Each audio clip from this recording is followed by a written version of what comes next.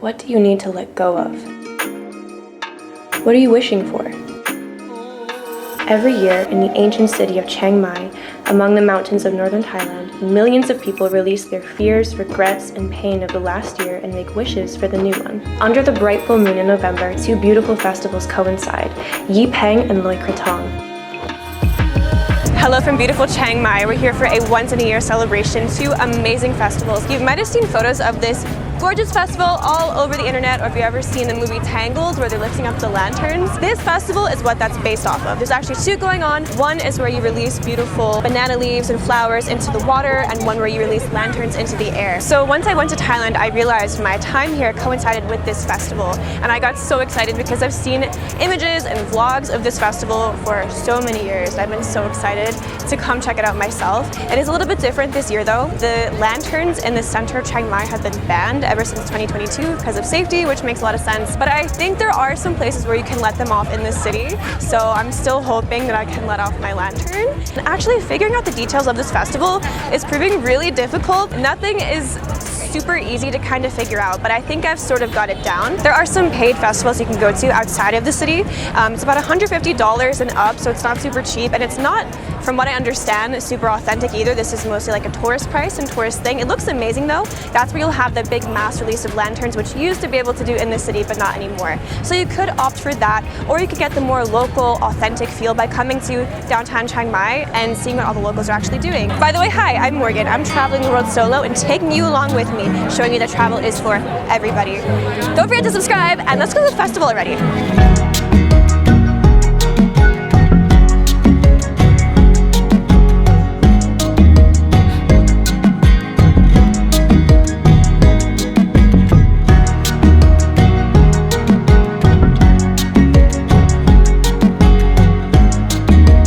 Walking around, it became clear just how much was going on during this festival. There were shows, big parades, and of course there were things going on inside of the Buddhist temples, which are all around Chiang Mai. At this temple, you could write down your wishes for the new year, which would be attached to lanterns lit by monks, which you could then add to the sea of other wishes.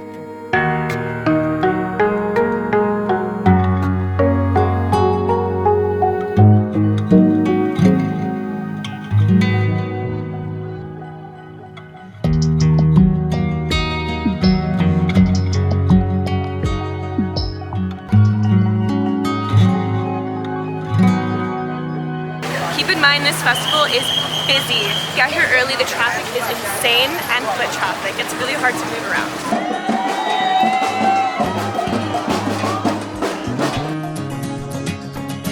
The festival of Loy Krathong involves paying respects to the goddess of water by releasing lotus-shaped rafts into rivers, canals, other bodies of water, which are lit with flickering candles, incense, and decorated with flowers. You can make your own krathong, or you can buy some from the many street vendors which sell lots of iterations of these beautiful floating rafts. Walking around Chiang Mai, you could see people creating the krathongs even within their own homes, using leaves and bark and different types of flowers. You can release your krathong pretty much anywhere that you can find water. There are some places that are busier than others. It seemed like a lot of the action was taking place at Nawarat Bridge, and I'm sure I'm saying that the very American way, but that's where most of the action, at least in this video, is taking place.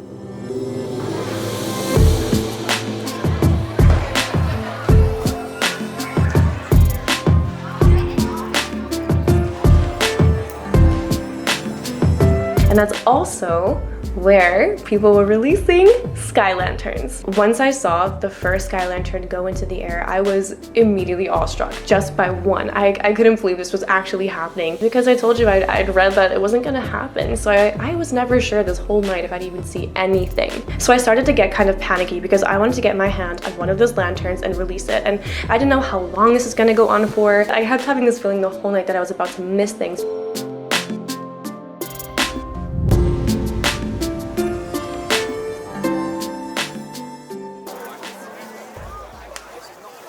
Before I sent off my sky lantern, I was thinking about all of the things that I wanted to symbolically release with it. All of the things that I've been through recently. Loss, grief, heartache. I was focusing on all the pain I'd been feeling, and when I let go of my lantern, I really felt for a moment that I did release it.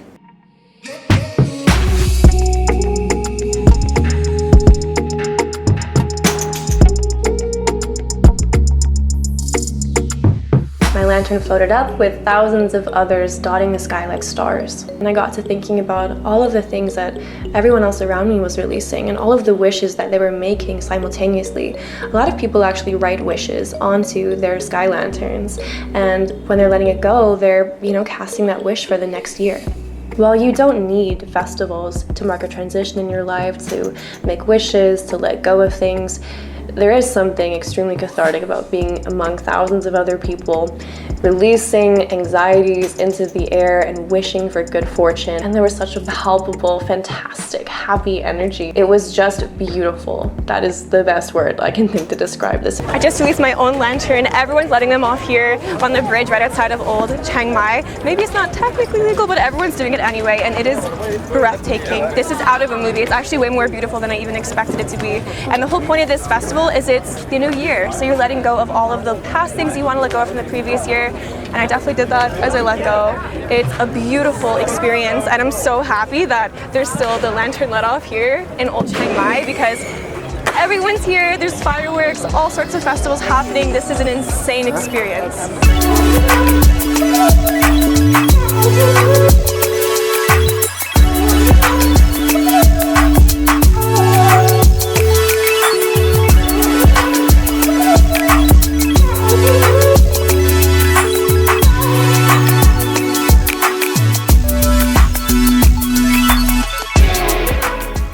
That I didn't go and take the more expensive route. Okay, I'm really glad I didn't take the expensive route. Okay,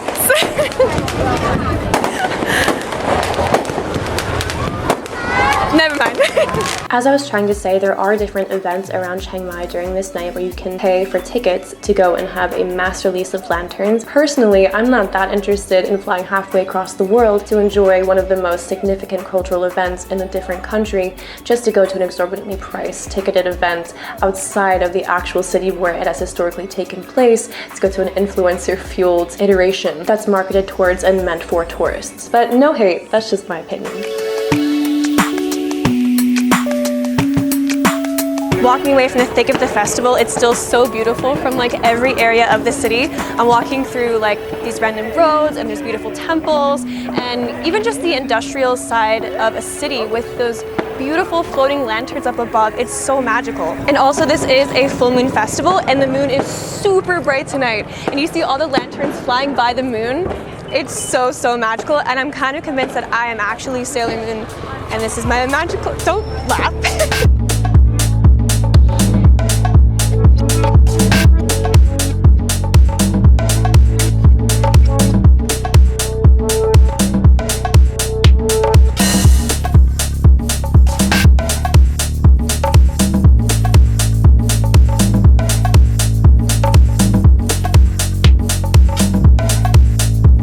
As I was walking away from the thick of it, I started to see a lot of the Krathongs piled up on this bridge, and it started to really dawn on me how big of an environmental effect this festival must have. If you do participate, I would recommend you to use biodegradable lanterns and naturally made Krathongs rather than the styrofoam ones. Thank you so much for watching this video. Please like and subscribe. I've got a lot more coming. Shout out to all the more Travel Please subscribers who are coming back after this very long hiatus, and hello to everybody new.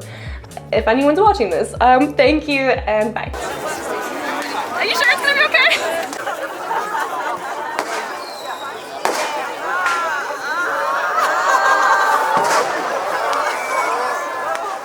So the Peng Festival is the perfect time to let go of old baggage, including any negativity from the last year, any money problems, any toxic ex-boyfriends.